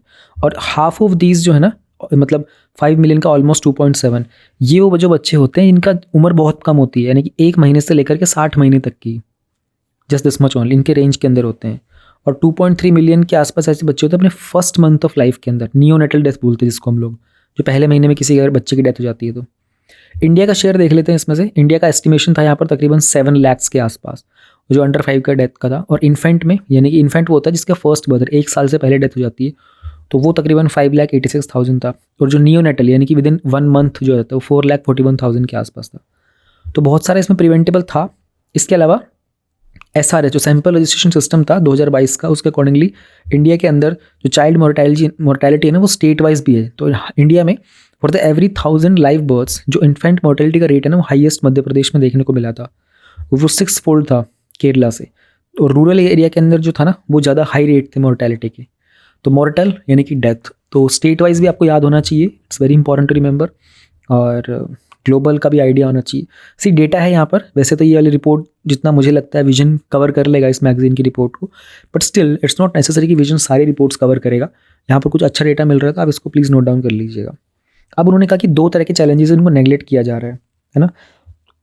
पहला चैलेंज है वो होता है बॉर्न टू अर्ली। कुछ बच्चे जिनका प्री टर्म बर्थ हो जाता है, यानी कि they are born alive before 37 weeks of pregnancy is completed. जो 9 मंथ्स की प्रेगनेंसी का टाइम पीरियड होता है ना, उसके अकॉर्डिंगली अगर आप देखोगे तो बहुत सारे ऐसे बच्चे होते हैं जो अपना एक पूरा टाइम पीरियड प्रेगनेंसी का जो नेचुरल टाइम पीरियड होता है उससे कवर होने से पहले हो जाते हैं। आजकल ऐसा भी होता है, कुछ लोग अपना कुछ ऑस्पिशियस टाइम या डे देखकर बच्चे की प्री डिलीवरी भी करवा लेते हैं, जो कि ऑपरेशन से होता है। एंड मतलब वही एस्ट्रोलॉजिकल कुछ ऑस्पिशियस टाइम देख करके उस टाइम पर डिलीवरी करवाते हैं। तो ये एक चैलेंज रहा है, क्योंकि जो प्री टर्म बेबीज़ होते हैं उनके जो डेथ का रिस्क होता है वो 2 से 4 गुना ज़्यादा होता है। ग्लोबली हर 10 में से एक बच्चा जो होता है ना वो प्री टर्म उसकी डेथ हो जाती है। इंडिया के अंदर भी 1 in every 6 to 7 बर्थ जो होती है ना वो प्री टर्म होती हैं। और इंडिया के अंदर ये प्री टर्म बर्थ का जो इशू होता है ना डेथ वाला, ये भी काफ़ी हाई होता है। स्टडी से भी पता चला था कि जो प्री टर्म बर्थ होती है ना इसके कारण वन इन एवरी सिक्स जो अंडर 5 बच्चे की डेथ होती है ना इंडिया में, वो बिकॉज ऑफ प्री टर्म होती है, क्योंकि उनका जन्म समय से पहले करवा लिया जाता है। दूसरा जो चैलेंज बताया गया था इसके अंदर वो था स्टिल बॉर्न, मतलब a baby who dies any time after 22 weeks of pregnancy but before और ड्यूरिंग द बर्थ, उसको बोला जाता है स्टिल बॉर्न। तो ग्लोबली वर्ल्ड में ऑलमोस्ट 2 मिलियन यानी कि तकरीबन 20 लाख के आसपास स्टिल बर्थ हुए थे 2021 में। 2021 में जो absolute estimate number of still birth से इंडिया के वो थे 2,86,000। और ये जो बच्चे थे ना जिनकी उम्र होती है ऑलमोस्ट 1 से मतलब 1 से 59 मंथ्स मतलब कि ऑलमोस्ट 5 साल की बात की जा रही है, तो उसके मामले में 2,86,000 का डेटा था ये नंबर ऑफ स्टिल बर्थ्स का। अब जो एक रीज़न था प्री टर्म बर्थ्स का और स्टिल बर्थ्स का वो था कि not to get due attention is lack of granular and reliable data. Data available नहीं है, ऑब्वियस सी बात है। तो बहुत सारा कंट्रीज़ ने मैकेनिज्म्स लगाए थे कि चाइल्ड मोर्टेलिटी को ट्रैक किया जाएगा, डेटा निकाला जाएगा स्टिल बर्थ का, लेकिन बहुत कम डेटा है। इवन जो ग्लोबल लेवल के और पहली बार जो रिपोर्ट बनाई गई थी ना स्टिल बर्थ की, वो 2020 में आई थी। सोचो ये डेटा कब आना चाहिए था, बट ये कितना लेट आ रहा है, लोगों को पहले से पता होना चाहिए था। तो कुछ सॉल्यूशंस हैं, प्रूवन और नॉन सॉल्यूशंस, इसके तहत हम लोग इन चीज़ों पे काम कर सकते हैं। अब यार ये छोटा सा बच्चे को देख करके ना मेरा तो मतलब मन ऐसा हो रहा है कि मतलब ये मर भी जाएंगे तो आदमी देख कैसे सकता है यार, हाउ दिस पॉसिबल। बहुत टेंडर होते हैं छोटे बच्चे, मतलब बहुत नाजुक, हद से ज़्यादा। ये तो फोटो यहाँ लगा दे, मेरा ध्यान बार बार इसी पे जा रहा है, छोटे से बच्चे पे ही। मुझे तो ऐसा लग रहा है इसको गलती से हाथ भी मत लगाओ, पता नहीं तुम्हारा हाथ लगेगा और बच्चे को तकलीफ हो जाएगी। चलो भावनाओं में नहीं बहते। मेजॉरिटी ऑफ जो स्टिल बर्थ और प्रीटर्म बर्थ होते हैं इनको प्रिवेंट कर सकते हैं by known and the proven intervention. See keywords हैं, ठीक है, मेंस के लिए कीवर्ड्स हैं, ये आपके कॉमन कीवर्ड्स हैं, ज़रूरी नहीं कि आपको चाइल्ड वाले टॉपिक में लिखना है। By scaling up the known and the proven interventions, improving the quality of health services. Alright, और क्या क्या कर सकते हैं, फैमिली प्लानिंग की सर्विसेज को इंक्रीज़ कर सकते हैं, और एंटीपार्टम सर्विसेज जैसे कि हेल्थ न्यूट्रिशन, जो प्रेग्नेंट लेडीज़ होती हैं उनके लिए intake of iron folic acid लिया जा सकता है प्रेग्नेंट मदर के द्वारा, है ना। काउंसलिंग बहुत ज़रूरी है हेल्दी डाइट के लिए, ऑप्टिमल न्यूट्रिशन प्रोवाइड करने के लिए, identification and management of risk factors, alright, और मदर की डायबिटीज़, हाइपरटेंशन, ओबेसिटी, इन्फेक्शंस को चेक करते रहना, और इंश्योर करना kangaroo mother care. Kangaroo mother care क्या होता है ना, जो कंगारू होता है ना, आप लोगों ने देखा होगा कंगारू अपने बच्चों को कैसे अपनी चेस्ट के साथ लगा के रखते हैं, तो ये भी एक मदर केयर का एक तरीका होता है, मेथड होता है। इसमें माँ जो होती है अपने बच्चे को अपने ब्रेस्ट के बीच में रखती है, और बच्चे का जो हाथ और पैर फोल्ड होते हैं, और बच्चा एक साइड को टिल्ट होता है, यानी कि तो लेफ्ट साइड में देख रहा होगा, राइट साइड में, तो वो स्किन टू स्किन टच का एक मेथड होता है। ये काफ़ी इंपॉर्टेंट होता है, ये एक्सक्लूसिव ब्रेस्ट फीडिंग बहुत काम की चीज़ होती है वाली। देन कुछ इंटरवेंशंस किए गए थे, अगर डेटा अवेलेबल होगा तो और भी चीज़ें अच्छी हो जाएंगी। फिर गाइडलाइंस को इफेक्टिवली इंप्लीमेंट किया जा सकता है। फिर ये जो डेफिनेशन होती है ना प्री नेटल मोर्टेलिटी की, ये एक्सेप्ट की जानी चाहिए by the international classification of disease के द्वारा जो डेफिनेशन दी गई थी। इसके अलावा इंडिया क्या कर सकता है, कुछ हॉटस्पॉट क्लस्टर्स निकाल सकता है ना, हमारे लोकल और टारगेटेड इंटरवेंशन पे काम कर सकते हैं हम लोग कि भाई इन एरियाज़ में प्रॉब्लम ज़्यादा है। तो वाइल हम लोग जब अचीवमेंट्स को सेलिब्रेट करते हैं, ये बहुत इंपॉर्टेंट है पॉलिसी मेकर्स को पता करना कि कुछ चैलेंजेस है जो नेगलेक्ट किए जाते हैं, उन पर भी ध्यान देना होगा। एंड हमारी जो नेशनल हेल्थ पॉलिसी 2017 थी ना, उन्होंने भी गवर्नमेंट ने बात की थी कि हम लोग अपना हेल्थ का जो कॉन्सेप्ट है ना उसमें जीडीपी में 2.5% का कंट्रीब्यूशन करेंगे, बट इतनी सारी कोशिश के बावजूद भी अभी तक 1.5% तक ही हो पाया है। और इंडियन गवर्नमेंट का जो एक्सपेंडिचर है ना हेल्थ के अंदर ही लोवेस्ट है। It's very very very important data. Her person जिसने का एग्जाम क्लियर हुआ है ना उसको डेटा रटा हुआ होता है। एजुकेशन में कितना परसेंटेज है जीडीपी का, है ना, और हेल्थ में कितना है, डिफेंस में कितना है, उनको सब रटा है फिंगर टिप्स के ऊपर। अभी भी जाके पूछ लोगे वो बता देंगे आप लोगों को। तो ये डेटा आप किसी भी हालत में भूल ही नहीं सकते हो, इट्स दैट क्रूशियल डेटा। फिर लास्ट में एंडिंग है कि the 2 recent reports are reminder that it is time for the government to allocate more funds for health starting with the upcoming budget. क्योंकि अपकमिंग बजट हमारा आने वाला है, तो गवर्नमेंट अपनी अचीवमेंट्स बताएगी, तो गवर्नमेंट इस रिपोर्ट के डेटा को भी कहीं ना कहीं मेंशन करने की कोशिश करेगी। एंड देखो, बजट के अंदर गवर्नमेंट चाहती है कि हम लोग फ्यूचर के अंदर कैसा कैसा खर्चा करेंगे, बट उससे पहले हमें पता होना चाहिए कि पिछले गलतियाँ क्या कुछ हुई हैं। तो that is what is going to happen right now.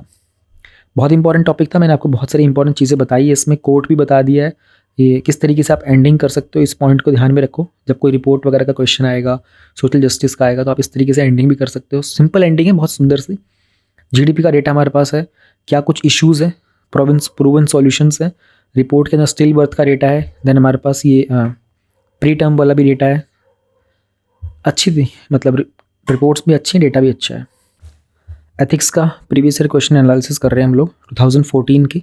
2013 के सारे क्वेश्चंस कंप्लीट कर चुके हैं एंड अभी 2014 का आज सेकंड डे है। कल हम लोगों ने क्वेश्चन नंबर 1 का ए किया था, 1 का बी पार्ट किया था, सेकंड का ए पार्ट किया था और सेकंड का बी पार्ट भी किया था। आज हम लोग 2 क्वेश्चन कवर करेंगे, 3 का ए, 3 का बी, 4A 4B। कल हम लोग क्वेश्चन नंबर 5 और 6 करेंगे। आप में से किसी का कमेंट आया था कि नेक्स्ट क्वेश्चंस बता दिया करो, मैंने कल भी बता दी थे आप लोगों को और आज भी बता देता हूँ। सीक्वेंस में चलेगा वैसे, अगर कभी नहीं भी बताऊँ ना तो बस ये ध्यान रखना कि आज कौन सा हुआ था, तो नेक्स्ट डे उसके नेक्स्ट 2 क्वेश्चंस होंगे, हमेशा सीक्वेंस रहेगा। 2013 का क्वेश्चन 1 से 14, 2015, 16, बिल्कुल कोई भी सीक्वेंस मिस नहीं करेंगे। ऐसा हो सकता है कि शायद फ्यूचर में किसी दिन मैं वीडियो मिस कर दूँ, बट सीक्वेंस चेंज नहीं होगा। ऑलराइट, चलिए स्टार्ट करते हैं क्विकली हम लोग क्वेश्चन नंबर 3 का ए के साथ। आप लोग ध्यान रखिएगा, क्वेश्चन को ब्रेक करने की कोशिश करते हैं। ओके, पहले हमारा क्वेश्चन था इंटीग्रिटी विदाउट, देखो अभी इंटीग्रिटी पिछले 2013 में भी आया था ना, अब जिस पर्सन ने 2013 का पेपर सॉल्व किया होता वो 14 को भी सॉल्व कर पाएगा। इंटीग्रिटी विदाउट, अब देखना आप लोग इसमें जितना कुछ हम लोग यूज़ कर रहे हैं ना, वो आने वाले सारे पेपर हम लोग आगे की जो कवर करेंगे ना, सब में रिपीट होंगी बहुत सारी चीज़ें। Integrity without knowledge is week and useless, but knowledge without integrity is dangerous and dreadful. Simple statement है, उसने एक स्टेटमेंट दे दिया है, फिर वो कह रहा है what do you understand by this statement. आप इस स्टेटमेंट से क्या समझते हो? Explain your stand with illustrations from the modern day context. Okay, stand अपना बताना ही तो समझ में आ गया, इलस्ट्रेशंस मतलब मैंने आप लोगों को बताया था एग्जाम्पल्स होते हैं, और मॉडर्न डे के एग्जाम्पल्स मांग रहा है वो। He is very specific about this thing, वो जानना चाहता है मॉडर्न डे के चीज़ों को। तो ठीक है, अपना 653 वाला कॉन्सेप्ट हमेशा ध्यान रखेंगे। 7 मिनट मिलती है 10 नंबर के क्वेश्चन के लिए, बट विल एम हम 6 की प्रैक्टिस करें, क्योंकि एग्जाम में 7 मिनट हो ही जाएंगे। कोशिश करेंगे 5 पॉइंट्स लिखने की, जहाँ पर भी पॉइंट्स लिखे जा सकते हो, वरना पैराग्राफ भी ठीक है। कोशिश करेंगे 3 डायमेंशंस को कवर करने की। Alright, integrity means putting obligations of public service above the own personal interest, fulfilling duties and obligations responsibly and acting in a professional way. Integrity is validation of honesty. बिल्कुल simple सी बात है, उसने statement दी थी और integrity को लेकर के बात की थी, हम लोगों ने 2-3 लाइन में अपना इंटीग्रिटी को एक्सप्लेन कर दिया। So while knowledge makes for skills and professional competence, integrity makes for the ethical competence. Together these can make for holistic competence and alone they make little sense. ठीक है, अब skills के knowledge, integrity और इसका skills का थोड़ा सा competition हम लोगों ने कंपैरिजन दिखा दिया। नाउ अब हम उसके स्टेटमेंट के ऊपर आते हैं। Integrity without knowledge is weak and useless. Okay, integrity without knowledge is weak and useless. अब हम उसके स्टेटमेंट को कवर करेंगे। Even though integrity makes one ethical, without knowledge one can not apply it. ठीक है, फाइन। एग्जाम्पल के लिए, a person with knowledge of RTI act won't be able to use RTI and his integrity to root out the social corruption. Simple सा statement है, कुछ बहुत ज़्यादा तिकड़म नहीं लगाना। Then knowledge without integrity and character is one of the 7 sins mentioned by Gandhi ji. हम लोग ये 7 sins का क्वेश्चन भी करेंगे और हम लोगों ने 2013 के क्वेश्चन में भी 7 sins को यूज़ किया था। फिर गांधी जी हमारे UPSC के भगवान हैं, गांधी जी को इस्तेमाल हम ज़रूर करेंगे। It is dangerous and dreadful as knowledge would be used for the vested interest against society and will further weaken the ethical fabric of community. Example के लिए, Laden and Duryodhan they lacked integrity and use their knowledge against society. Very clear, simple example. Laden बहुत ही ज़्यादा मतलब पढ़ा लिखा था और दुर्योधन तो मतलब बहुत ही ज़्यादा ज्ञानी था। ऐसी बात नहीं दुर्योधन पढ़ा लिखा नहीं था, जस्ट कि उसके मामा का प्रभाव उसके ऊपर ज़्यादा था। As per the Mahabharat story, Krishna ने जब दुर्योधन को भी कन्विंस करने की कोशिश की थी, दुर्योधन ने कहा भी था कि मैं जिस समय पर, कि मुझे पता है कि मैं जो कर रहा हूँ हम गलत कर रहे हैं, मुझे पता है कि हमको नरक ही मिलेगा, हम सड़के मरेंगे, हमारी पूरी की पूरा हमारा जो वंश है पूरा तबाह हो जाएगा, मैं जानता हूँ। इधर की पर मेरी नॉलेज और मेरी एबिलिटीज़, मेरी स्ट्रेंथ के बियॉन्ड ना मेरे मामा का प्रभाव मेरे ऊपर इतना चढ़ चुका है, अब मैं उससे पीछे मुड़ नहीं पा रहा हूँ अपने आप को। There is no way that I can come out of it. और कहते हैं कि दुर्योधन इतना पावरफुल था कि भीम उसे किसी हालत में हरा ही नहीं सकता था। वो तो कृष्णा थे, तिकड़म लगाया, 100 तरह का चालबाजियाँ चली भगवान कृष्ण, तब जाकर के दुर्योधन को भीम मार पाया था, वरना दुर्योधन काबू में नहीं आता किसी के भी। तो नॉलेज बहुत थी बट इंटीग्रिटी नहीं थी ना। अब यहाँ पर नॉलेज जो है ना, दुर्योधन की नॉलेज, वो ज्ञानी भी बहुत था, ऐसी बात नहीं है, उसको चाल चलने भी बहुत आती, उसकी मामा ने उसको बहुत नॉलेज दे रखी थी, बट इंटीग्रिटी नहीं थी ना, तो हर चीज़ का गलत इस्तेमाल करेगा वो। फिर हम लोगों ने ग्राफ बना के दिखा दिया। हमने कहा हाई वैल्यू और हाई स्किल जो होती है ना, बेस्ट कॉन्सेप्ट होता है। वैल्यूज आपके पास लो होंगी, स्किल आपके पास ज़्यादा होंगी, तो ये वर्स्ट सिनेरियो होता है। ऑलराइट, फिर आपके पास वैल्यू भी लो है और स्किल भी लो है, तो फ़र्क ही नहीं पड़ता है, डोंट मैटर मच। वैल्यू बहुत हाई है लेकिन स्किल बहुत लो है, तो आप इंप्रूव कर सकते हो। ऑलराइट, तो ये वर्स्ट केस सिनेरियो है। यहाँ पर तो जाना ही नहीं है आपको कि आपकी वैल्यूज़ बहुत कम हो जाए लेकिन स्किलफुल हो जाए, ये एग्जैक्टली वही चीज़ है, ये दुर्योधन वाला केस है। ठीक है, लो स्किल लो वैल्यू, कहीं पर भी धरती पे पड़े हुए कोई फ़र्क नहीं पड़ेगा, तुम जिंदा हो जो तुम मर गए हो, कोई फ़र्क नहीं पड़ेगा। वैल्यूज़ आपकी हाई हैं काफ़ी, स्किल आपकी काफ़ी लो है। कोई एग्जांपल निकालने की कोशिश करो कि आपकी वैल्यूज़ बहुत हाई हैं, स्किल काफ़ी लो हैं। ऐसा कोई व्यक्ति जिसको ज्ञान बहुत है लेकिन कुछ कर नहीं पाता, इसलिए वो इम्प्रूव कर सकता है। इट कुड बी मैनी, आप खुद भी हो सकते हो, ऐसी बात नहीं है, मैं और आप भी हो सकते हैं। हमारे पास, हम लोग पढ़ते रहते हैं इन चीज़ों को रोज़, तो हमारे पास नॉलेज है बट हमारे पास स्किल नहीं है अभी इतनी, देश के प्रधानमंत्री नहीं ना हम लोग। फिर high value high skills, Gandhi ji, Vivekananda, है ना, so many good examples are already there. Krishna मतलब the best example, lord Krishna, extremely high level की वैल्यूज, एक्सट्रीमली हाई लेवल की स्किल्स। तो दिस इज अबाउट नॉलेज और इंटीग्रिटी का example. In a MNC, an employee following all the conduct codes but having poor technical skills won't achieve much career progression. On the other hand, an employee with knowledge but poor values might harm the organization itself. Hence, holistic competence is needed. Alright, अब हम लोग question को देखें। हम लोगों ने सब कुछ कवर किया, हम लोगों ने स्टेटमेंट तो कवर कर दी, दोनों एग्जाम्पल भी दे दिए। What do you understand by this statement, ठीक है, हमने वो भी एक्सप्लेन कर दिया। एक्सप्लेन करो अपना stand with illustrations from the modern day context. Modern day concept में बता दिया, ये वाला एग्जाम्पल, ये मॉडर्न डे कंसेप्ट का हो गया, MNC वाला, और ये वाला हमारा अपना स्टैंड बता दिया हम लोगों ने कि ये 7 सेंस में भी काउंट होता है। ठीक है, क्वेश्चन की सारी चीज़ें कवर हो जानी चाहिए, उसके इधर उधर हमें नहीं जाना है। फाइन, अब हम लोग चलें क्वेश्चन 3 के बी पार्ट पे। Human beings should always be treated as ends in themselves and never as means. आसान भाषा में समझाओ तो इंसानों का इस्तेमाल नहीं किया जाना चाहिए, इंसानों को जरिया नहीं बनाना चाहिए किसी को भी अपने किसी मकसद को पूरा करने के लिए। एक्सप्लेन करो मीनिंग और सिग्निफिकेंस क्या है इस स्टेटमेंट का, giving its implications in the modern techno economic society. तो आप देखोगे क्वेश्चन नंबर 3A और 3B के अंदर उसने एक स्टेटमेंट दिए, उनसे आपकी अंडरस्टैंडिंग के बारे में जानने की कोशिश की है। यहाँ पर उसने पूछा था पिछले वाले में what do you understand by it, यहाँ वो पूछ रहे हैं मीनिंग और सिग्निफिकेंस।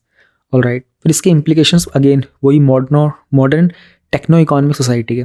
सी एग्जामिनर ने ये कीवर्ड्स क्यों दे रहा है पता है, क्योंकि वो जब आपका एग्जाम चेक करेगा ना, आपकी आंसर शीट, तो फिगर आउट करने की कोशिश करेगा जो आपने एग्जाम्पल वगैरह दिए ना, वो मॉडर्न टेक्नोलॉजी से संबंधित थे या नहीं, इकोनॉमी वगैरह से संबंधित थे या नहीं। तो हम लोग स्टार्ट करेंगे एज पर दी कांट्स कैटेगोरिकल इम्पेरेटिव। अब ये आपके सिलेबस में है, आप लोग पढ़ोगे। ठीक है, मैं यहाँ पर कांट के जो कैटेगोरिकल इम्पेरेटिव्स हैं 1, 2 वगैरह जो भी है उनको नहीं एक्सप्लेन करूँगा।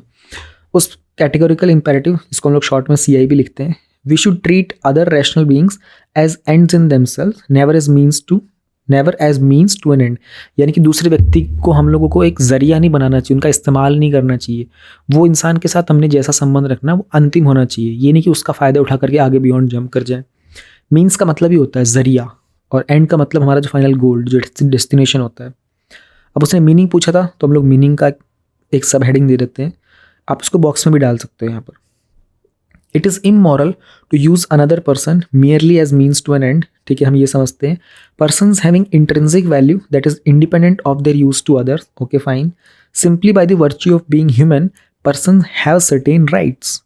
अब आप लोगों को लगेगा कि ये वाली नॉलेज कहाँ होती है, ये जब आप एथिक्स पढ़ते हो ना तो ये सब गिवन होता है, बस वो आपको याद होना चाहिए, दिमाग में जम जाना चाहिए अच्छे से, तो आप यहाँ पर उन्हें आराम से लिख पाओगे। ओके, मीनिंग और फिर सिग्निफिकेंस वगैरह, उसकी इम्प्लीकेशंस, क्वेश्चन को भूलना नहीं है गलती से भी। सिग्निफिकेंस, ठीक है, मीनिंग बता दिया, significance of it lies in ensuring not only fundamental human rights but also the animal rights.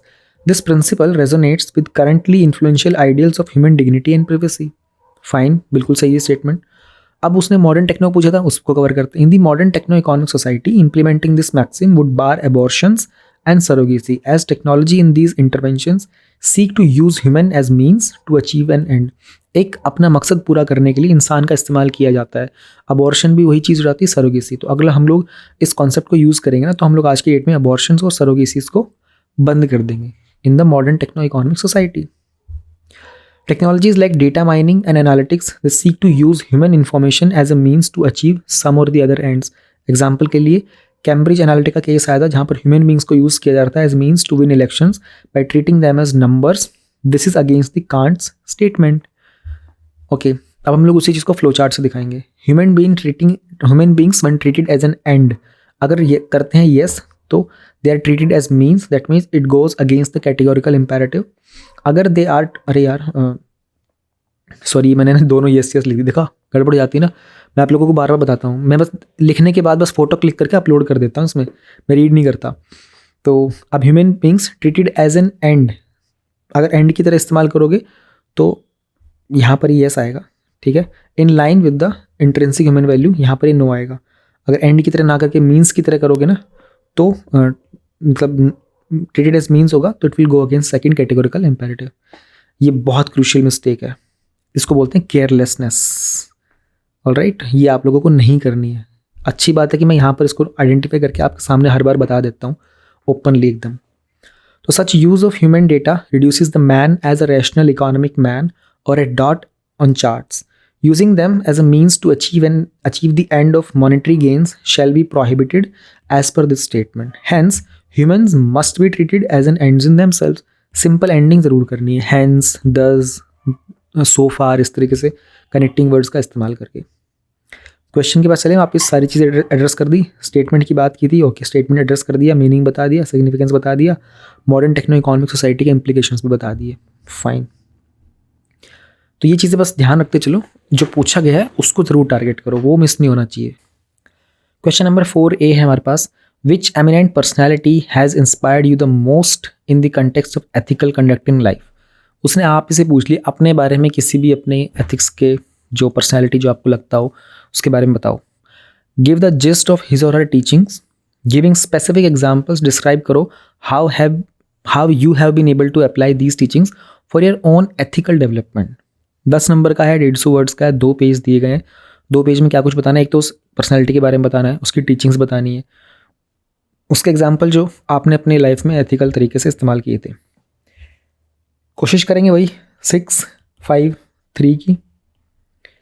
Ethical conduct in life refers to one which is embedded in values like honesty, impartiality, integrity and the other moral principles. MS Dhoni has inspired me the most in this context.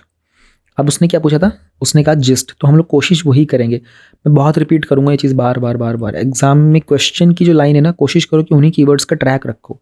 It will help you remain within the margins, not just the physical on paper margins, but जो context की margins हैं उसमें भी।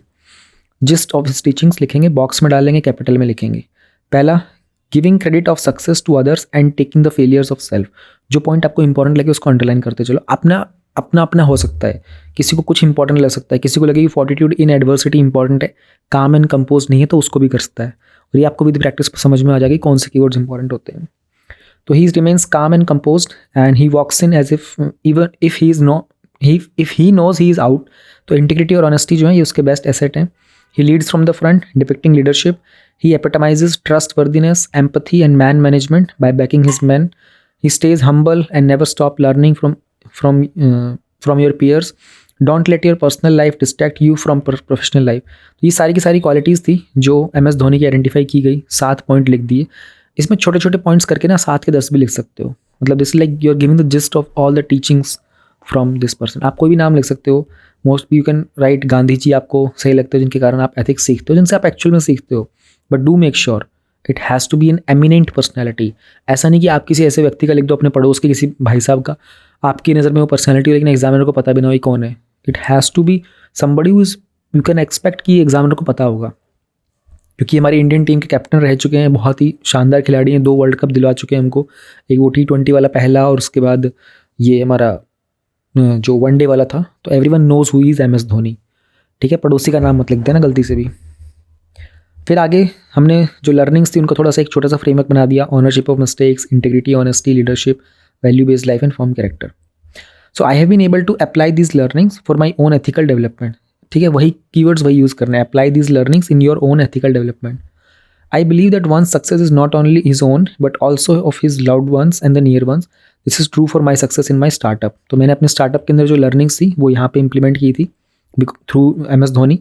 I am honest with myself and know that my failures are my own and no one else is to be blamed for the same. This is true for my failures in the defense entrance exam.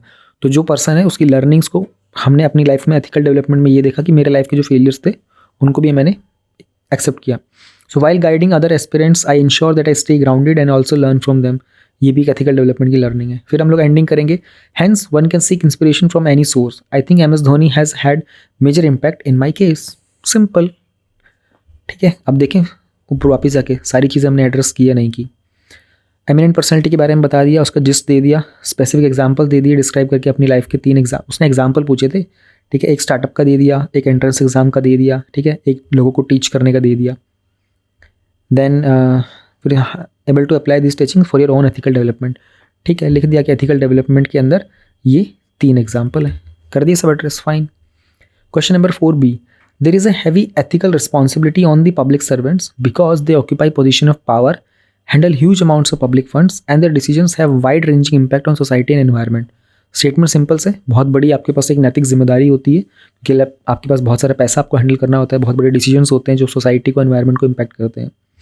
Statement दिया गया है. उसके बाद है what steps have you taken to improve your ethical competence to handle such responsibility. कौन सी responsibility हो आपके पास, जहाँ आपके पास पावर है, जहाँ आपके पास पैसा है, जहाँ आपके पास डिसीजन मेकिंग पावर है, जिससे आप सोसाइटी को, एनवायरमेंट को इम्पैक्ट करते हो. ऐसी परिस्थिति के अंदर आपने क्या एथिकल कॉम्पिटेंस वगैरह को इम्प्रूव करने की कोशिश की है. So in value based skill development success is long term, sustainable and wholesome. Such value-based skill development leads to existential or holistic competence or the ethical competence. With great power comes the great responsibility. अगर कोई Spiderman का fan होगा तो उसको पता होगा dialogue कहाँ से आता है. स्पाइडरमैन की मूवी में जो पीटर के अंकल होते हैं ना, वो उसको मरते वक्त बोलते हैं. मैं पहली वाली स्पाइडरमैन की बात कर रहा हूँ, सबसे पहली वाली की. Public servants have to ensure proper utilization, appropriation and allocation of funds. Okay, their decisions impact large number of individuals and society on whole. Environment is also impacted if trusteeship and stewardship values are ignored. ठीक है. Steps that I have taken to improve my ethical competence. क्यों? क्योंकि हम लोगों को कोशिश वही करनी कि जो क्वेश्चन के अंदर जो स्टेटमेंट्स है, जो कीवर्ड्स हैं, उन्हीं की ट्रैक पे रहें, उस ट्रैक को लूज़ ना करें. अगर आप एग्जैक्टली सिमिलर से वर्ड्स को या फिर उन्हीं वर्ड्स को यूज़ करते हो ना, step taken by me to improve my ethical competence, तो एग्जामिनर को लगता है कि हाँ ठीक है, ओके, ये एग्जाम से मतलब ट्रैक से भटक नहीं रहा है. I understand that power is not a privilege but responsibility. This will keep me away from usurpation of powers. Okay, I take pride in integrity and procedural integrity. This will help me to value the taxpayers' hard-earned money and ensure proper utilization of same. Okay. I have learned from the lives of leaders like Gandhi ji and Mother Teresa and ingrained in myself the values of sympathy, empathy, compassion and love. I follow the principle of sustainable development and trusteeship which guide me in shaping the common future and respect environment. बहुत important चीज़ पता है यहाँ पे क्या notice करने की है. चारों जो पॉइंट लिखे गए थे ना, चारों पॉइंट देखो, पावर, फंड, ठीक है, सोसाइटी और एनवायरनमेंट, और यही एग्जामिनर ने क्वेश्चन में पॉइंट किए थे. पावर, फंड, सोसाइटी और एनवायरनमेंट. ट्रैक मत लूज़ करने की कोशिश करो. जितना एग्जामिनर के ट्रैक पे रह सके उतना फ़ायदा मिलेगा. तुम यहाँ पे लाइट भी पॉइंट लिखोगे ना, गांधी जी, टेरेसा का नाम नहीं भी लिखोगे, but you stick to the point ना, आपके नंबर ज़्यादा मिलेंगे आपको. So apart from these ethical competence can be introduce by. अब उसने जो 4 चीज़ें बताई थी और कुछ स्टेप्स भी बताए थे ना, जैसे कि एथिकल रिस्पॉन्सिबिलिटी एटसेट्रा एटसेट्रा, हम उसको बोलेंगे 2-3 पॉइंट और दे देते हैं सर हम आपको, कि ना इनके अलावा भी कुछ पॉइंट्स होते हैं, वो भी आप देख लीजिए. जैसा कि following the code of ethics and the code of conduct, emotional intelligence, ये तो आपका पूरा का पूरा एक टॉप सब्जेक्ट है हमारे पास. Learning from the teachings of moral thinkers, है ना, practising of foundation values of public services. I also have the first-hand experience of professional work life, hence I am aware and prepared to handle the responsibilities. Simple हो गया, यही था ना. हाँ, 4B हो गया हमारा. तो कल हम लोग करेंगे क्वेश्चन नंबर 5A, 5B और 6 के अंदर बस एक ही पार्ट है, 6 में 2 पार्ट नहीं दिए हुए. ठीक है जी, 10-10 नंबर वाले चल रहे हैं हमारे. 6 हो जाएगा, फिर 7 और 8 करेंगे और उसके बाद हम लोग अपना केस स्टडीज़ पे आ जाएंगे. तो जल्दी कवर कर लेंगे, यानी कि कितने दिन हो गए, 14 क्वेश्चन है ना, 2-2 कर रहे हैं तो 7 डेज़ में कंप्लीट हो जाता है हमारा। इन्हें प्लीज़ साथ साथ लिखते रहा करो, मैं आपको एडवांस बता रहा हूँ। तो अब आप लोग क्या करो ना, इनको पहले से लिख के रखो, और जब यहाँ पे जो मैं लिखता हूँ उसमें कुछ एडिशनल पॉइंट्स आप लिख दो। आपकी इच्छा हो, आपका दिल करे तो थोड़ी सी मेहनत करके नीचे समराइज़ करके अपने कुछ नए पॉइंट्स ऐड कर दिया करो कि ये भी लिखा जा सकता है। उसमें कोई ऐसा मत सोचना कि अरे मेरे तो कोई पॉइंट ले जाएगा दूसरा एस्पिरेंट कमेंट सेक्शन को रीड करके। वो क्या होगा कि जब आप कमेंट में टाइप करोगे ना, वो रजिस्टर अच्छे से होगा। ये समझ में नहीं आता लोगों को, उनको लगता है कि नहीं ऐसी चीज़ें लिखने से कोई दूसरा एग्जाम में ले जाए। अरे भाई एग्जाम इतना दूर होता है ना, तुम्हारा पॉइंट कोई याद नहीं रखता, सबके पास दुनिया भर के पॉइंट्स होते हैं। बट जब आप उसमें लिख रहे होते हो ना, वो एफर्ट जो लगता है ना, वहाँ पर ब्रेन का माइंड का एंगेजमेंट होता है, हैंड मूवमेंट होती है, वो रजिस्टर अच्छे से होता है। तो मैं आप लोगों को बोलता हूँ कि जो भी आप पूरा न्यूज़ का देखते हो ना, उसको बहुत छोटी सी 3-4 लाइन के अंदर आपने कौन से जो मेन मैं बताता हूँ ना मेंस के एग्जाम्पल डेटा, उनको बहुत क्विकली समराइज़ करके वहीं कमेंट सेक्शन में लिख दिया करो, और फिर उसका पूरे का एक स्क्रीनशॉट अपने पास सेव कर लो, तो वो आपको आसानी से याद रहेगा। उस पर दोबारा आपकी नज़र भी जाएगी खुद की भी। तरीके हैं, जिसको जो सही लगे वो करता चलो, फ़ायदा उठाना पड़ता है इन चीज़ों का बस। Thank you very much, all the best.